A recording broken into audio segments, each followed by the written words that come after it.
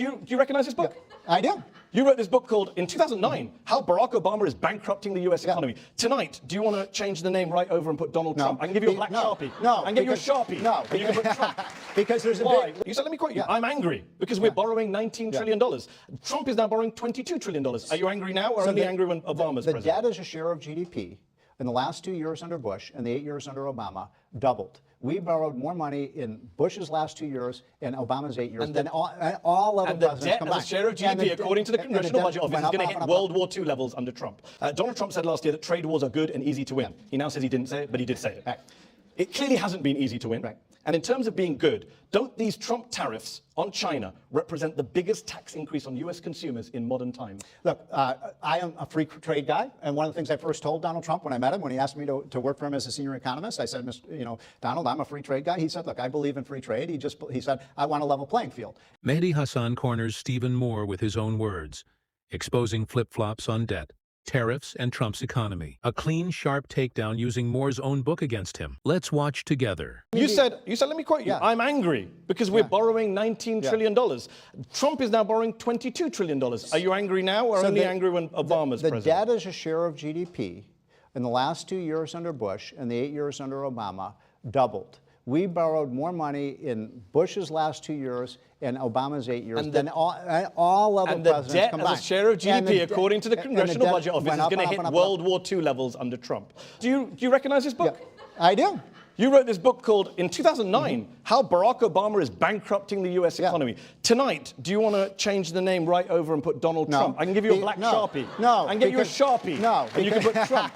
Because there's a big... Why? $22 trillion in debt. Because there's a big difference. $1 trillion deficit. There's a big difference. He's run up debts in a booming economy. No, the economy... That's even worse. No. The last year that Barack Obama was president, the economy grew by 1.5%. Last year, you know under very Donald well Trump, we got the fiscal year 2009, as measured by economists, was George Bush's budget. You know that. No, it wasn't. Come on, People that's can pretty Google rich. the numbers. Let me ask you about the Chinese trade war.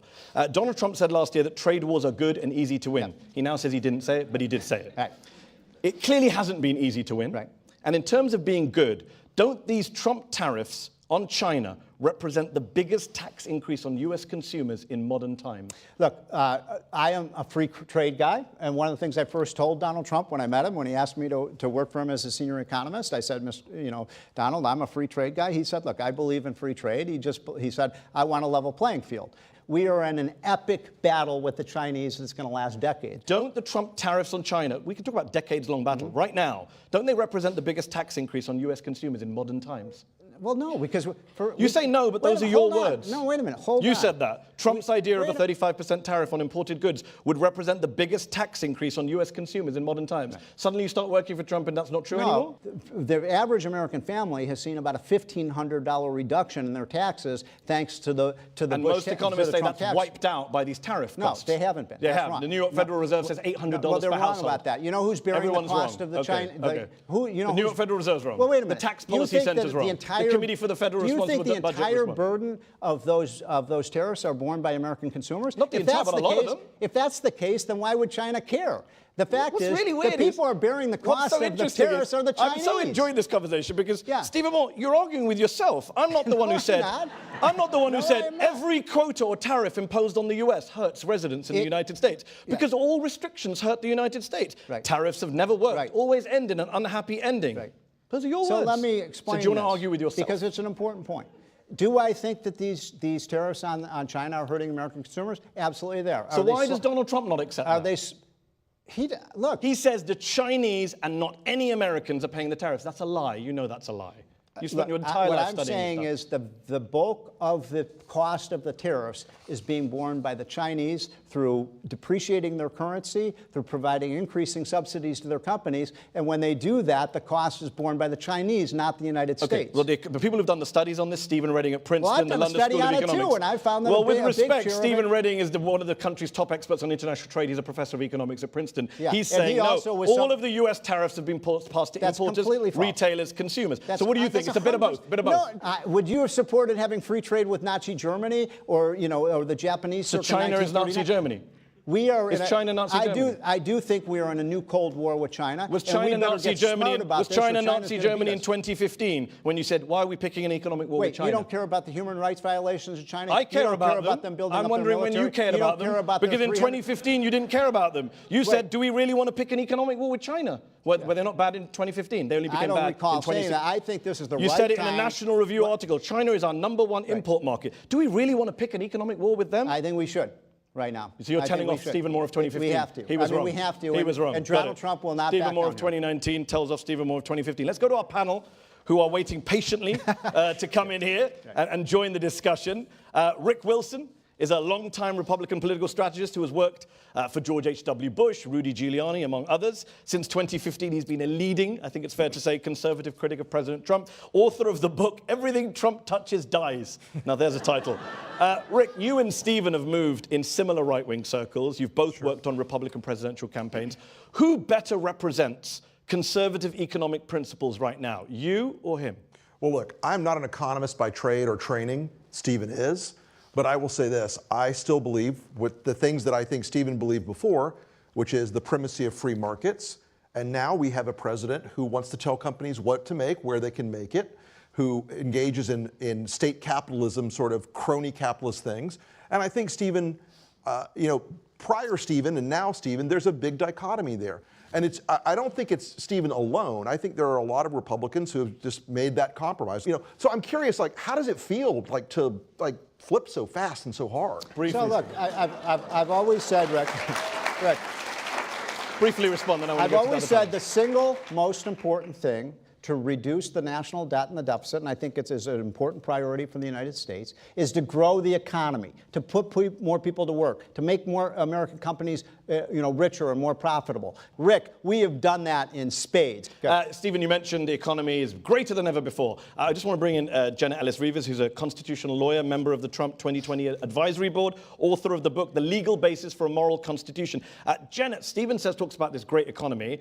Anyone paying attention to the news recently and looking at some of the numbers coming out, there's a fear of a recession or at least a downturn coming, maybe even ahead of the next election. How does a self-inflicted recession, some might argue, given the trade war, how does that fit with the whole Make America Great Again message going into 2020? That's going to be a problem for him, is it not? We want to talk about the Constitution here. Not 100% of economic factors can be directly attributable to a single president. And so if you look at the leadership style of Barack Obama, that's you a look great at the point. consumer I wish confidence. Republicans had made that during the Obama presidency. No, but I think but we did, and I certainly had. And so Congress is also very much responsible, and both sides and both And how parties worried are you about a recession? But I think that your point about self-infliction is also very, very consistent with what we're seeing with the mainstream media, who are so antagonistic against this particular president that they are the ones that are creating a false narrative. So I'd like to know what Stephen wants to say, and I'd like to give him an opportunity. I will give him an opportunity. To actually, it's okay. I'll give the opportunity to speak. It's fine. Rather than trying to put his position so much when into you say the mainstream media is to blame economy. for talking about a recession,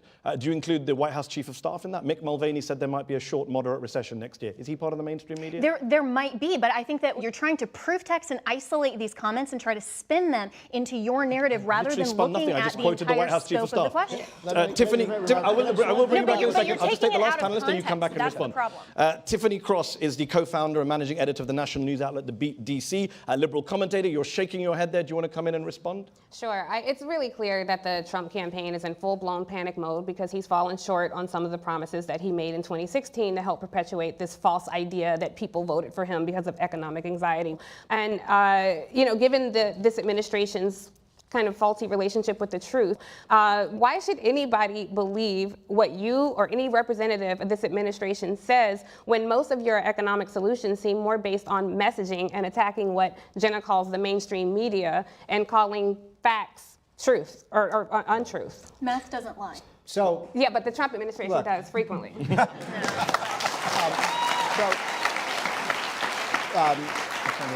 Stephen. I have not reversed course on the debt and deficit. I think the debt and deficit is a huge problem. So Trump shouldn't be reelected then? That we're so spending, Trump shouldn't be reelected then?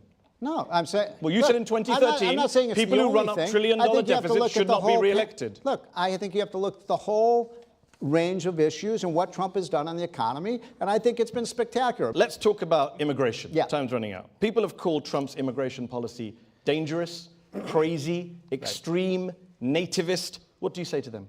I say that we have to build a wall. We have to secure our border. I'm totally in favor. And by the way, I'm made to be the most pro-immigration person in this room. I've written books and books. I've written. You were.